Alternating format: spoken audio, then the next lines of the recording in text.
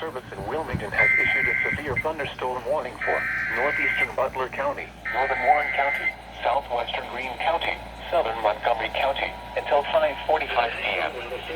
At 4:56 p.m., a severe thunderstorm was located in Middletown, moving at 30 miles an hour, hazard 60 miles an hour wind and 25 hail. Source radar indicated damage to trees and power lines.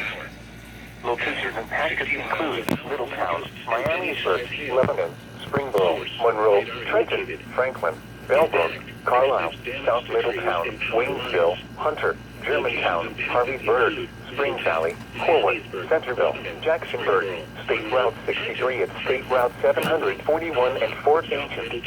This includes the following interstates: I-71 in Ohio between mile markers 31 and 41. I-75 in Ohio between mile markers 29 and 44. This includes the following interstates: I-71 in Ohio between mile markers 31 and 41. Here is the official. I-75 in Ohio between mile markers 29 and 44. Indiana and northern Kentucky, including the Raiders and tonight, partly cloudy with a chance of showers